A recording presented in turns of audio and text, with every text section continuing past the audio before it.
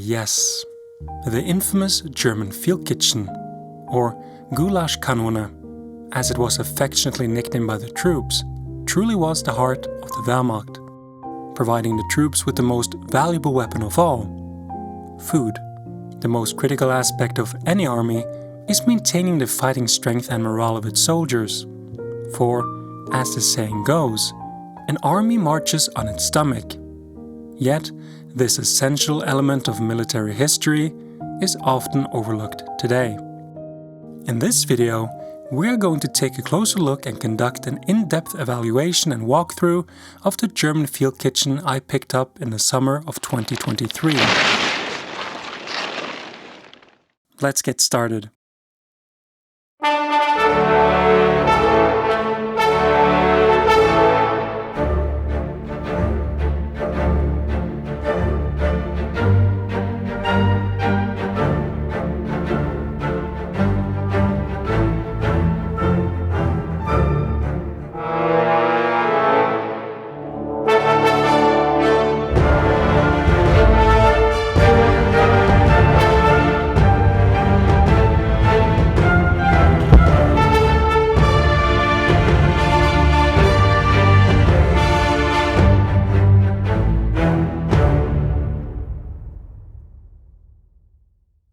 So I would just like to take a brief moment to thank my Patreons who support the channel and help make these videos possible for you all to enjoy.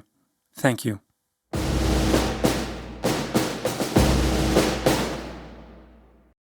To make it simple, there were essentially two main types of field kitchens in the regular German army: the große, large, and the kleine, small.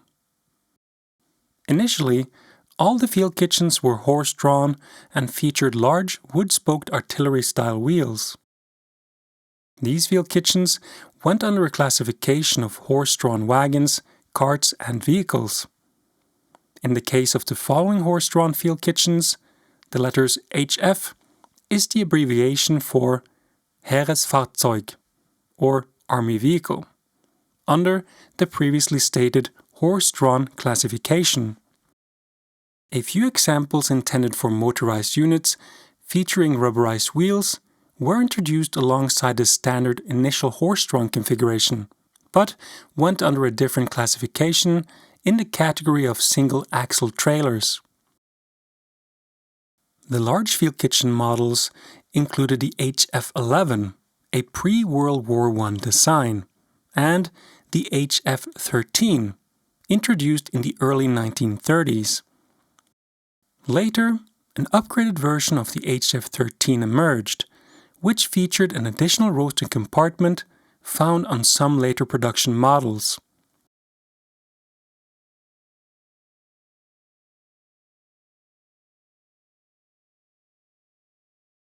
Both the early Hf.11 and the later initial Hf.13 model were, for all intents and purposes, nearly identical in both appearance and function, and most would likely struggle to distinguish between the two at first glance. The same can also be said about the small field kitchen models, such as the Hf.12, introduced during the First World War, and the Hf.14, adopted in the early 1930s. Similar to the Hf.13, the Hf.14 also had an upgraded version with similar features introduced with some later models. Despite these upgrades, the model designation for both the Hf.13 and the Hf.14 remained unchanged. There were of course other unit-specific field kitchen models, as well as the rare Kleine Feldküche Hf.16 from the First World War. Additionally, there were numerous civilian and also captured field kitchens that were reissued into German service. Though we won't be looking at those in this video.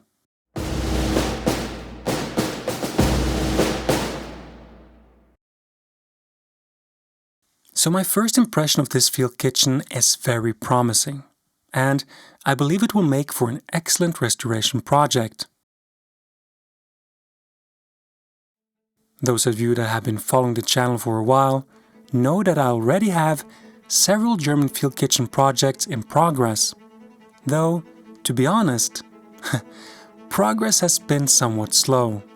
However, one can't choose the time or place when the opportunity to acquire a German field kitchen from the Second World War presents itself.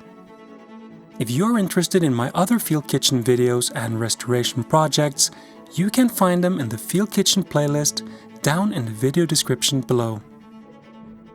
As for the slow progress, the main reason has been the lack of workshop space. But I have a plan in place to resolve this issue, allowing me to get back to restoring these beautiful pieces of military history. So, stay tuned for that. Unlike the field kitchen featured in this clip, which showcases the standard or early variant of the kleine Feldküche Hf.14, my newly acquired field kitchen includes the later addition, the roasting compartment at the front. This additional compartment provided the field cook with improved cooking capabilities and, as mentioned earlier, was found on field kitchens from later production runs. It is also worth noting that some early production models may have been retrofitted with this feature at a later date. The primary components of this field kitchen are dated 1940, though it remains unclear at this stage whether this is an upgraded model or one originally manufactured with these improvements. It is also possible that it was assembled at a different factory, utilizing parts sourced from various suppliers and manufacturers. This particular field kitchen was unfortunately used after the war by the Norwegian army. It might be wrong to use the word unfortunately, as chances are that the kitchen probably wouldn't have survived otherwise. It could have been scrapped or melted down after the war if it wasn't for its extended service in the Norwegian army. The unfortunate part I'm referring to here is the fact that they have done some work on it. They have modernized and, in their eyes, improved the field kitchen with a new axle and rubber wheels. And they did a horrible job. They also covered the whole kitchen with disgusting Norwegian army olive green camouflage paint. During the war, this field kitchen would originally have had beautiful wood-spoked artillery-style wheels. The overall damage, dents and wear on the kitchen is probably also most certainly thanks to the Norwegian army. My plan is to remove all the post-war paint and upgrades and restore this field kitchen back to its former glory. Now let's take a closer look at this later model Kleine Feldküche Hf.14.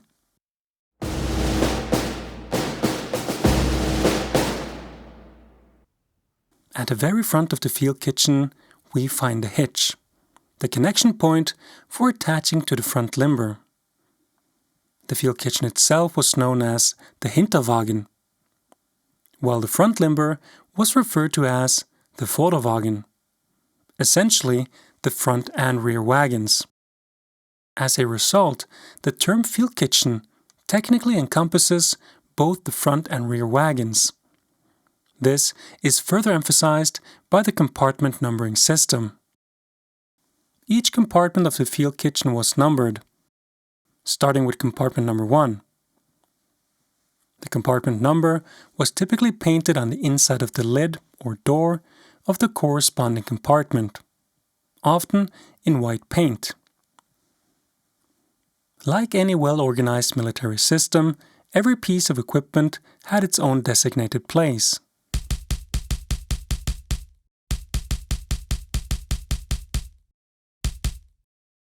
Compartment number 1 was located in the front limber, and the numbering continued from there into the kitchen itself. In the case of the Kleine Feldküche, the rear wagon starts with compartment number 5, while number 4 is the final compartment in the front limber. I have yet to find an original drawing for the kleine Feldküche Hf.14 with the additional roasting kettle and how the compartment numbering was arranged. But here is my assumption. On the regular Hf.14, compartment number 5, which stored 3 containers for salt, tea and coffee, was located within compartment number 6.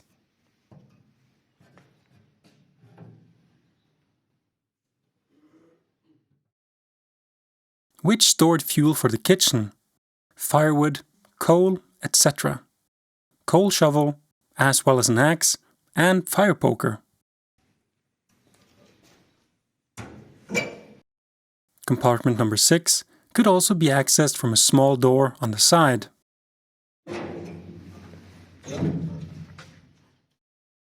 On the left, compartment number 7 housed the integral coffee grinder, meat grinder, butcher knives, plates, etc., as well as a rectangular storage container for spices. Also note the external compartment for the field kitchen stirring paddle on the outside front face of the regular Hf.14.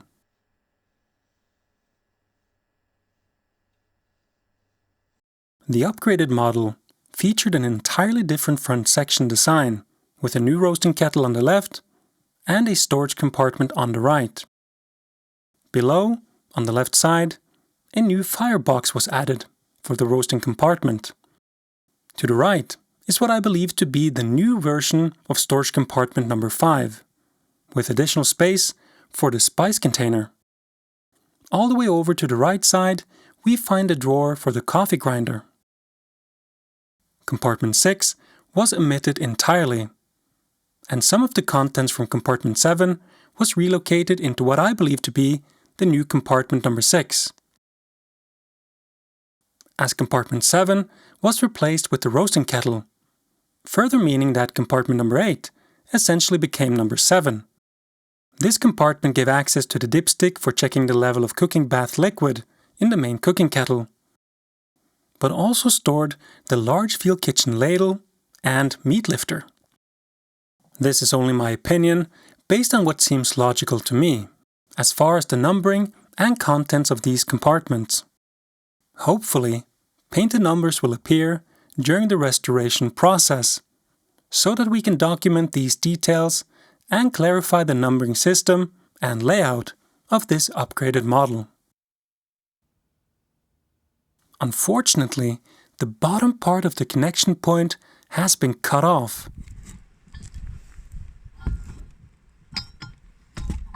And some of the bolts are also missing.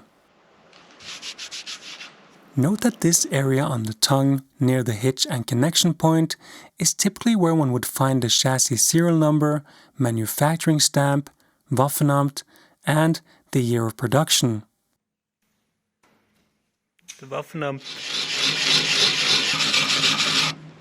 Although I've not yet been able to locate anything significant at this time, the markings will likely become visible once the area is cleaned. It will also be interesting to determine whether the serial number matches those on other parts of the field kitchen. I did, however, find a faint Waffenamt stamp, though it's difficult to decipher at this time. Interestingly, the Waffenamt appears to possibly be double struck, or in other words, stamped twice, which only complicates the legibility.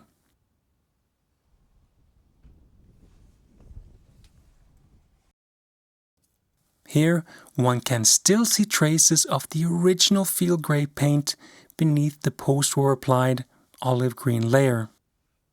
It is also reassuring to see that the original front stand is present and in good condition, along with the retaining hook used to suspend the stand during transport or when not in use. The stand was obviously designed to support the kitchen when disconnected from the front limber, as in this case. In this original photograph, the front limber can be seen attached to the kitchen. Its function was threefold. Firstly, it served as the driver's seat for the field cook and his assistant, known as the first and second cook. as well as for their personal weapons and equipment. Second, it provided a field kitchen with additional storage space. The large driver's seat could be raised to reveal a well-organized storage area, which, according to the manual, in the case of the small field kitchen, was designed to hold 100 portions of conserved meat, 100 portions of preserved vegetables, horse feed, and various other equipment.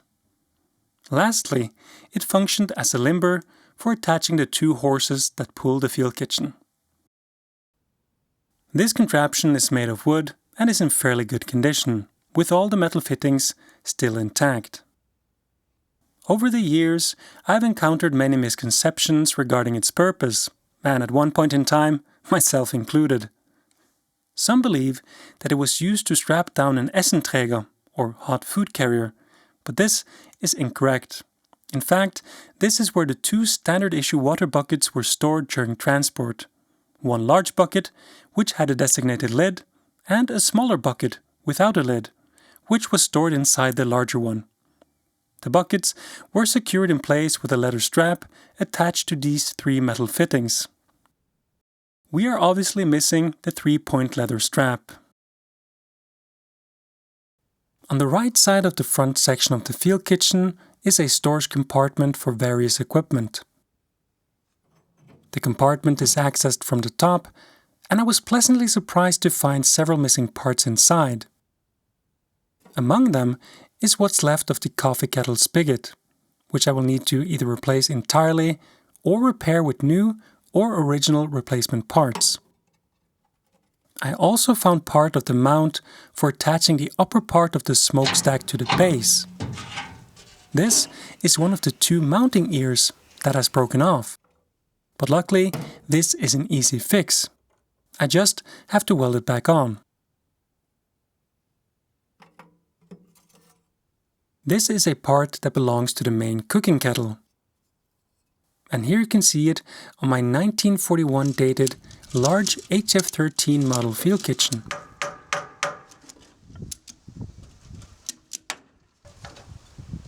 However, as you'll notice, this part is missing from this kitchen.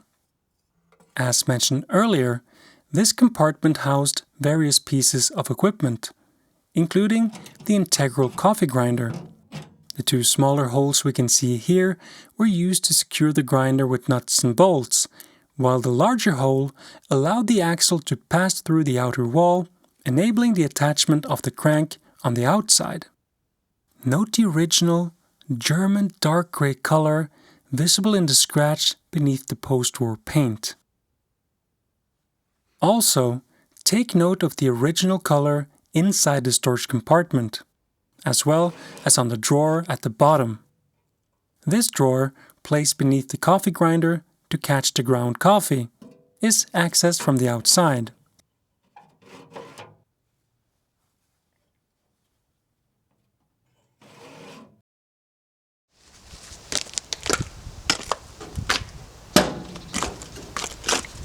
Although the size, placement and configuration of the compartment differ from the smaller field kitchen, both the large and small field kitchen models features the same coffee grinder, which is set up and operates in the same way. My 1941 dated large Hf.13 field kitchen still retains its original coffee grinder. During transport, the crank is stowed away within the compartment. When in use, the crank is attached to the coffee grinder axle, which passes through to the outside. The freshly ground coffee then falls into the drawer below, etc. Quite a clever and practical design, to be honest.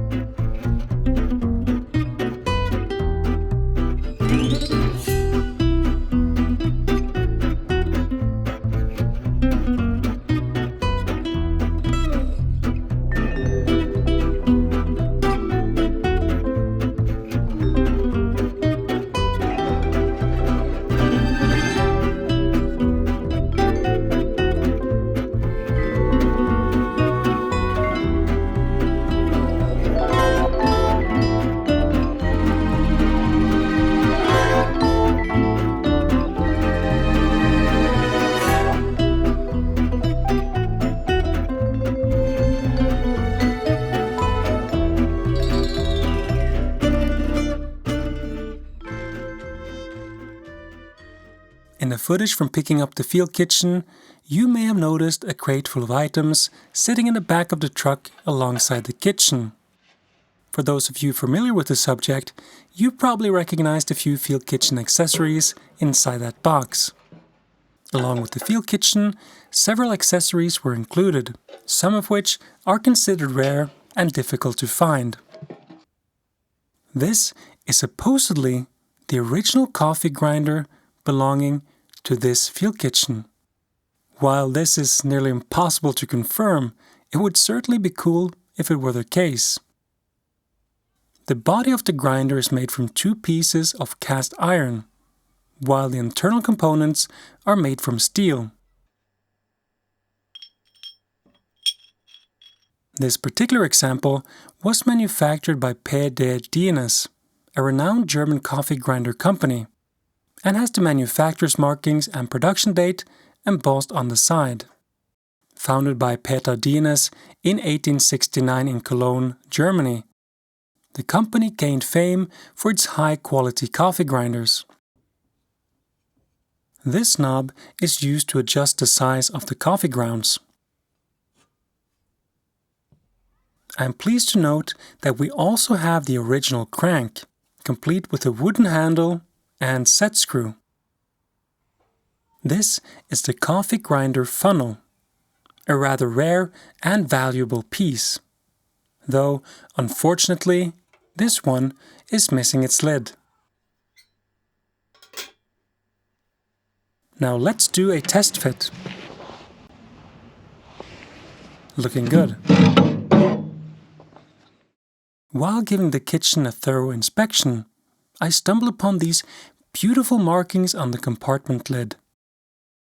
The group of markings include the number 2206, which could be a serial number, followed by a 3-letter code, HAN, and the number 42, indicating the year of production, 1942. The manufacturer is believed to be Hann, Stellmacher, Schmiede und Kausseriehandwerk in Sachsen, Germany. At the bottom, we also have a large German eagle, possibly accompanied by a Waffenamt code. This means that the entire front section of the field kitchen was manufactured in 1942, as this entire section is one single unit. It will be interesting to see if the other parts of the field kitchen match. At least the production date of the coffee grinder matches the date of this part of the field kitchen, as both are dated 1942. Unfortunately, the corner of this front section has sustained some damage, and we will need to address it. This type of damage is apparently typical for field kitchens used by the Norwegian Army post-war. Don't ask me how and why. My guess is as good as yours. Now let's move on and take a closer look at the next compartment, which is also part of this 1942 dated section of the field kitchen.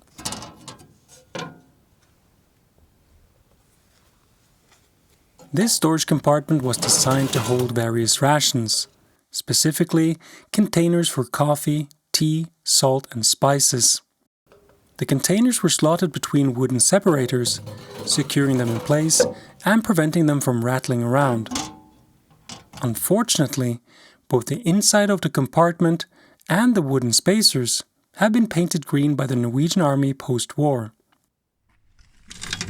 The wooden spacers would have originally been left as neutral, unpainted wood. On the bright side, everything seems to be in rather good condition.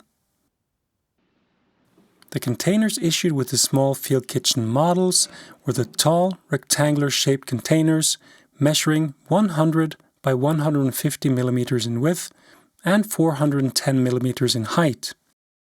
Supposedly, the following containers are also original to this field kitchen, which would be quite cool if true. However, whether they were part of the original set issued with this field kitchen, or whether they found their way to the kitchen during or after the Second World War, we may never know for certain. Here is a beautiful example of a 1942 dated coffee container for the kleine Feldküche, or small field kitchen.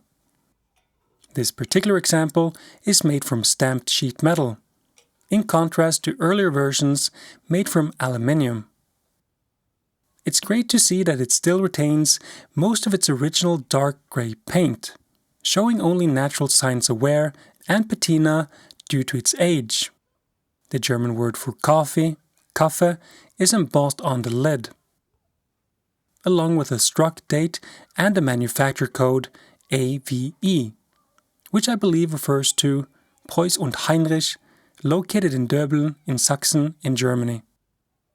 Beneath the date stamp, there is also a nice Waffenamt stamp. The paint inside the container is in near mint condition. There is no notable damage, dents or major deformation, missing or broken pieces, nor heavy rust on the container, which is somewhat considered rare for these types of items. And here is another beautiful example, if one can look past the unattractive post-war applied Norwegian olive green paint. Note that the original dark grey paint is lurking underneath and is peeking through here and there. Thankfully, the post-war paint is usually easy to remove without damaging the original finish underneath. Like the previous example, this container is also made from stamped sheet metal and also appears to be dated 1942. Unfortunately, I'm unable to read the manufacturer code at this time. The German word for spices, Gewürz, is embossed on the lid. I must also note that the interior of this container is in stunning condition. And this is the original paint. There are no dents, significant damage, deformations, or rust on this one either. And here we have yet another beautiful example. Unfortunately, this one too was painted post-war by the Norwegian army. However, as I mentioned before, the paint is easily removable. And once again, the original dark grey paint is hiding beneath. Like the other two examples, this one is also made from stamped sheet metal, but is dated 1941. The German word for T, is embossed on the lid, along with the 3-letter manufacturer code, date, and Waffenamt stamp. The manufacturer code KOM refers to Metallwarenfabrik Ludwig Fähringer in Salzburg-Itzling in Austria. There are no dents, significant damage, deformations, or noteworthy rust on this beautiful container. Now let's continue our tour of the field kitchen and take a closer look at the additional roasting compartment, the final component of the front section. As mentioned earlier, this roasting unit was an upgrade seen on some later production models, with an unverified source suggesting it may have been available as early as 1938 on the Hf.14. While I've not yet located any markings or production dates on the kettle itself, I would be surprised if they did not match somewhat with the markings we previously discovered on the front section of this field kitchen. The small holes defines the outline of the compartment section and features a ventilation channel between the storage compartments that prevents them from getting too hot. The chamber inside where the kettle sits is double layered, with insulation in between. The interior is relatively clean, solid, and free from rust, thanks to a protective layer of grease that has helped preserve it.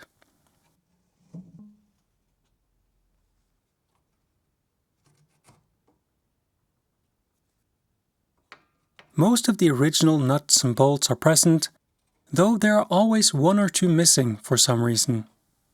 However, it is nice to see that both the pressure release valve, which is made of brass, and the wooden knob-shaped handle on the lid are both intact, as these parts are usually missing. The lid stopper, which prevents the lid from opening too far, while simultaneously securing it in the open position, is also intact. An interesting observation is that the kettle itself, which can easily be removed by undoing 2 wing nuts, is actually installed backwards, as the lid should open in the other direction, which of course makes more sense with regards to access. On the front face of the field kitchen, we can also see that the original German instruction plaque detailing the operation of the additional roasting compartment remains intact beneath the post-war applied paint. The additional roasting compartment is equipped with its own outer heat shield, which remains intact. It also features its own firebox and ash drawer.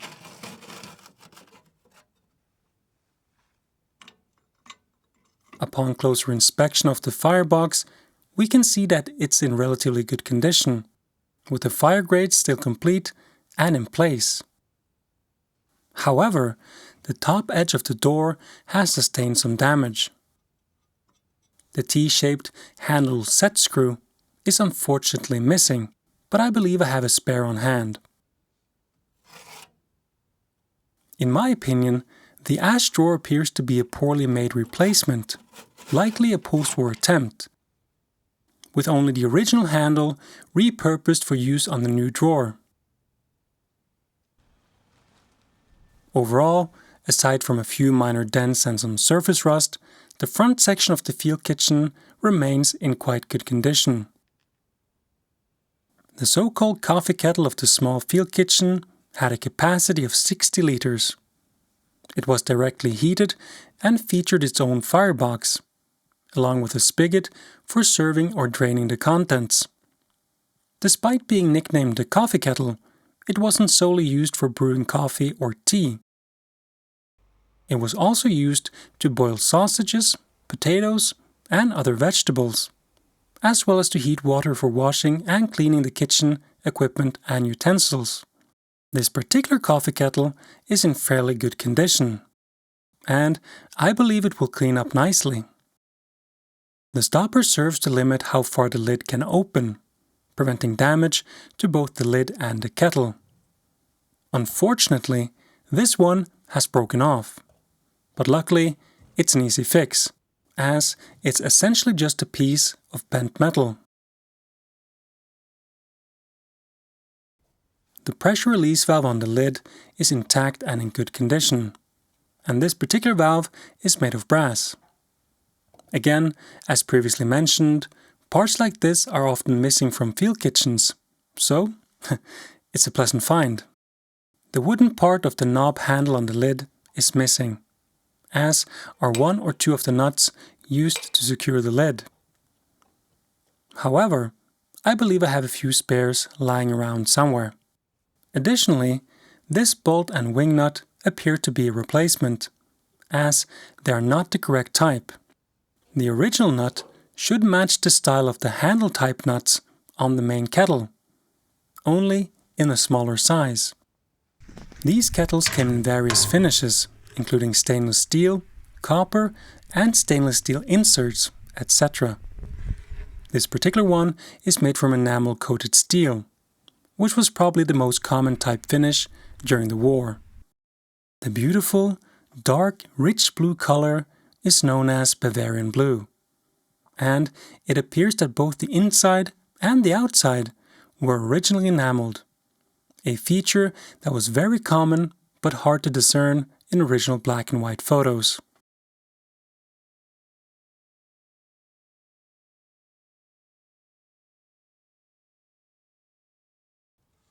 Let's take a close look inside the coffee kettle.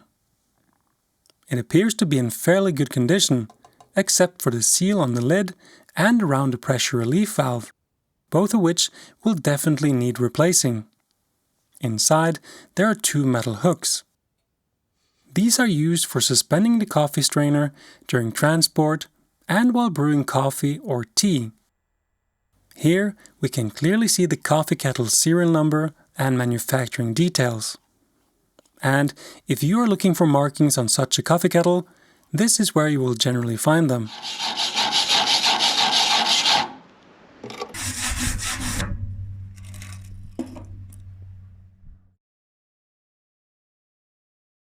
First, we have the circled W, maker's mark, representing an, as of yet, unidentified manufacturer, followed by the number 256 and the year of production, 1940. The significance of the number 256 is a bit unclear, but it could possibly relate to the manufacturer or perhaps the product model number. A bit further to the right, we find the number 2066, which I believe to be the serial number.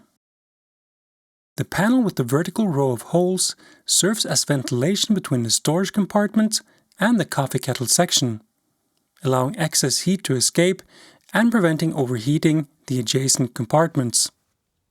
Note that there is some rust damage and a small hole in the lower section that will need to be repaired. On the outer wall, there is a heat shield that protects the wheels from the heat. It is present and in good condition. Here is a closer look at the rear of the kitchen and its various fireboxes. The firebox door on the left belongs to the coffee kettle. Note the ash pan beneath, secured with 2 chains, which can be raised or lowered using the vertical slide and T-handled set screw, located above the firebox to the left.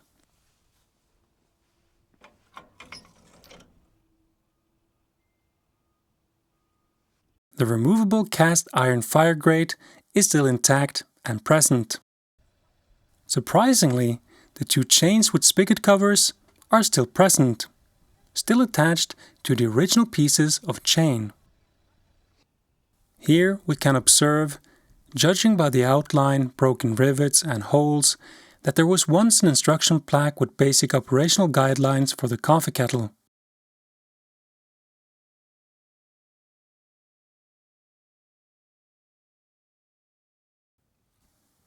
On the field kitchen countertop, for lack of a better term, in the rear left corner, between the coffee kettle and the main cooking kettle, we find a beautiful set of markings that match those on the coffee kettle.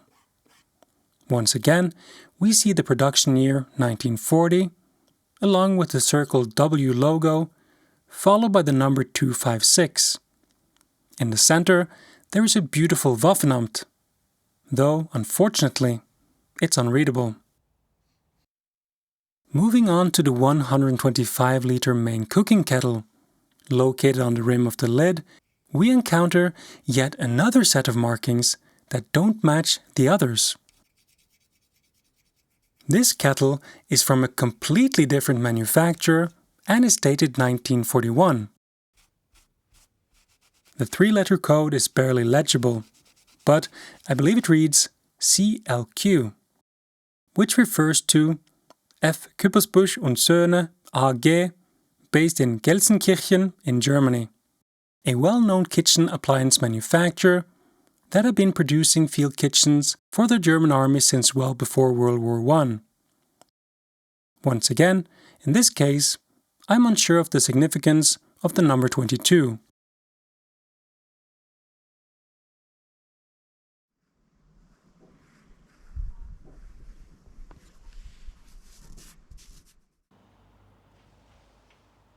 The kettle appears to be in fairly good condition. It's a bit difficult to say for certain, but I'm pretty sure at some point this kettle was also fully enameled in Bavarian blue, both inside and out. And as always, we are missing a nut and bolt for the lid. However, at least the locking latch is in working order and moves freely. Unfortunately, the top part of the brass pressure release valve is also missing. But luckily, I believe I have most of these missing parts laying around. It is also great to see that the latch and hook for holding the lid in the open position is still in perfect working order, and that it still engages automatically as the lid is opened. The interior of the kettle is in excellent condition, also preserved by a layer of grease. Here is a close-up of the inside of the lid. The lid seal is actually in relatively good condition, despite its age. Also, note the large, beautiful brass pressure release valve and the small Waffenamt stamped onto its face. I read WAA210, but I'm having trouble making sense of it, as the only manufacturer I've found associated with this Waffenamt number is CXB, the Moll leather factory in Goch, in the province of Rhineland in Germany. This factory specialized in leather goods such as pistol holsters and other military leather equipment. However, as far as I know, CXB was linked to a different Waffenamt code up until around 1942 or 43. And I haven't yet been able to determine if another factory was associated with the 210 code before it was adopted by Moll, as I doubt Moll manufactured brass valves for field kitchens. But I might be wrong. Could the Waffenamt code possibly be connected to CLQ, the manufacturer of the kettle? What do you think? I'm hopeful that a clear Waffenamt marking and code will reveal itself once the kettle is cleaned up. I guess we'll just have to wait and see. I'm puzzled as to how and why the lid handle is broken off. It's actually quite impressive, as it must have taken quite a bit of force to cause that damage. Luckily, I do have a spare handle to replace it. Now, let's return to the missing part we found in the front storage compartment. This part slides down into this slot, with the notch at the bottom resting on the spout for the glycerin dipstick. It sits flush with the countertop and basically serves as a cover for the larger hole, which is necessary to allow the spout to pass through when lifting the main cooking kettle in and out of its cradle for maintenance or installation. When installed, the smaller hole at the top functioned as a guide for the specialized, standard issue, long stem funnel used to refill the glycerin through the dipstick spout located further below. Note that this clamp, one of 4, used to secure the kettle to the field kitchen, is not in the correct position for clamping the kettle down. As to why this is, I can only speculate.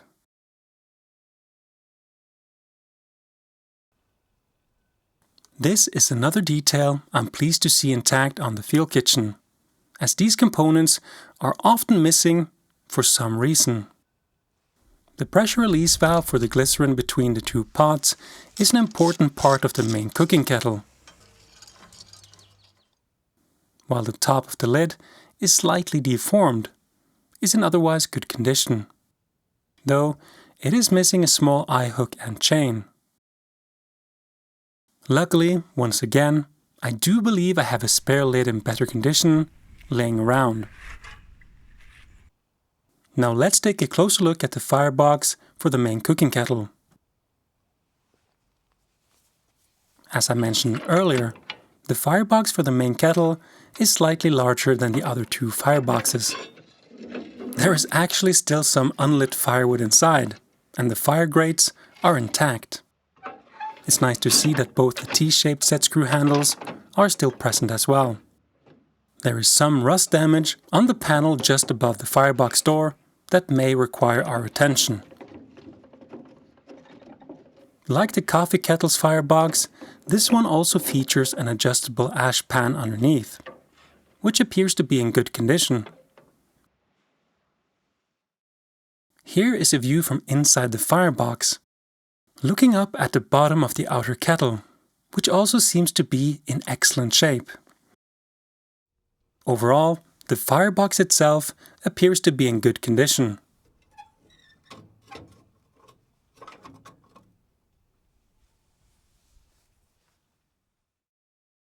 The final compartment of the kleine Feldküche is located at the rear, above the main cooking kettle firebox. Note the series of ventilation holes along the top and bottom, as well as the 2 locking latches at the top. In the center of the door, we find the instruction plaque detailing the basic operation of the field kitchen.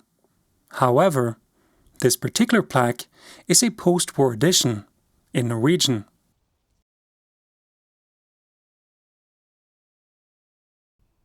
The second plaque, just to the right, is one of the original German plaques, now covered by a layer of Norwegian paint.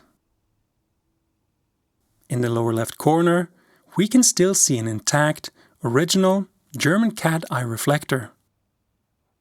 Access to the compartment is gained by undoing the 2 latches and lowering the door, which is hinged at the bottom. This reveals the outer heat shield of the main cooking kettle, allowing the cook access to the dipstick for measuring the level of glycerin in the kettle.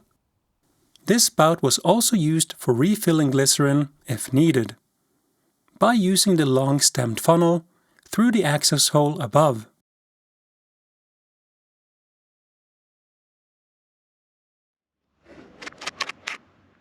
The main cooking kettle is heated indirectly and consists of 2 large pots, one nested inside the other, with a gap between them filled with a liquid known as Kochbadflüssigkeit. This liquid, which I believe to be glycerin, serves to evenly distribute the heat around the inner kettle. As a result, the contents cooks uniformly, preventing the food from burning at the bottom while remaining raw at the top. On the inside of the door, there is a hook and latch. This is where the large iconic ladle and meat hook were stored. Unfortunately, part of the latch is missing. But again, that's an easy fix. Here's a closer look at one of the locking latches, still with the original padlock chain. The upper section of the smokestack is unfortunately missing on this kitchen, but the lower portion, which houses the flues and draft system, remains intact. This hinged bolt and wing nut are used to secure the upper section of the smokestack when raised. The smokestack base is divided down the middle by a partition wall, with each channel fitted with flues that feature independent draft controls. The flues offer 3 settings: zu, closed, halb, half, and auf, open. The front channel and selector regulate the draft for the coffee kettle and additional roasting compartment, while the rear channel and selector control the draft for the main cooking kettle. It's encouraging to note that both flues are in usable condition, loose, not stuck, and able to move somewhat freely. Only minor adjustments and cleaning is needed. The notched selector is a single piece of cast metal, typically made from cast iron. The indexing plunger, which determines the position of the flues, is spring-loaded. And while this one is in good working condition, the plunger on the second one unfortunately has some minor issues. The mount for attaching the upper portion of the smokestack is broken. However, as you saw earlier, we found a missing piece in the storage compartment. This poor field kitchen was converted from its original iconic wagon wheels to modern rubber wheels at some point after the war. Fortunately, most of the brake assembly and undercarriage remain intact. Note the name of the steel manufacturer embossed on the parallel flange channel beam of the main undercarriage, though it's upside down. Königshütte is a former and once very important foundry and smelting works established in 1733 in Bad Lauterberg, a town in the Harz Mountains in the district of Göttingen in Lower Saxony, Germany. This is iron ore mined in the Harz Mountains, smelted down and turned into steel, then presumably cast and rolled into beams at Königshütte. Here is a closer look at the poorly improvised wheels and fenders added by the Norwegian army.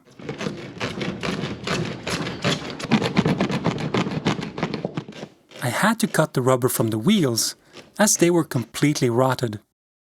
The flat, deflated tires made it impossible for me to move the field kitchen on my own, as I had to unload the thing from the truck by myself.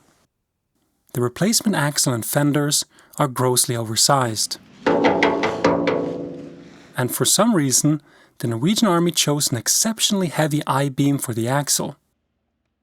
However, judging by the fact that they somehow managed to bend the axle at some point, it seems that even this was not sturdy enough for their needs. And it certainly raises questions about what happened.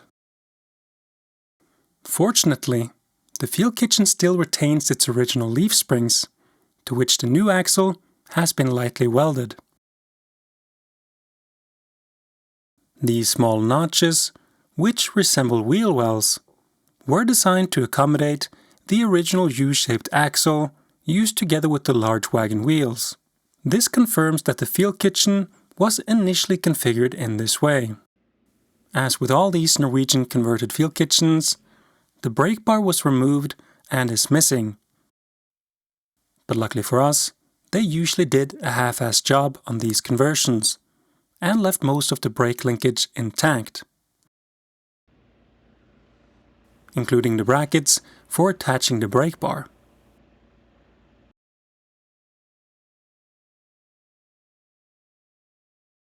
I'll probably have to build a new brake bar from scratch, but I already have a complete one with fittings from another Kleine Feldküche Hf.14 that I can use as a reference.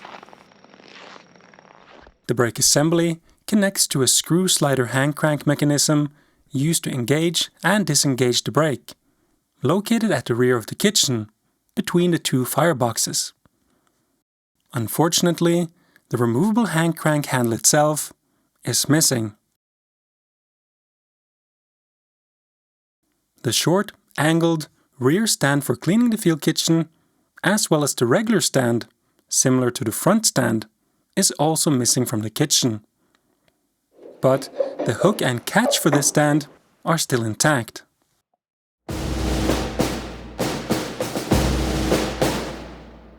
I was hoping to uncover more details about the history of this field kitchen and to see if the various parts were matching. Unfortunately, I've yet to find any dates or maker's marks on the chassis, aside from the small Waffenamt stamp we previously looked at. But I'm optimistic that we'll discover more once the kitchen is cleaned up. As of now, I'm leaning towards this particular kitchen being a 1940 production, with a 1942 refitting and upgrade, while the non-matching cooking kettle might even be a post-war replacement. What do you think? It sure will be interesting to see what other markings and dates turn up as we go. So I really hope that you enjoyed the video, and if you did, please hit that like button, and don't forget to subscribe to the channel so you don't miss out on any future World War II related content. If you enjoy my videos and want to support the channel, please consider supporting me on Patreon and help the channel grow and keep the content coming. That's all for now. Thank you so much for watching, and until next time, auf Wiedersehen.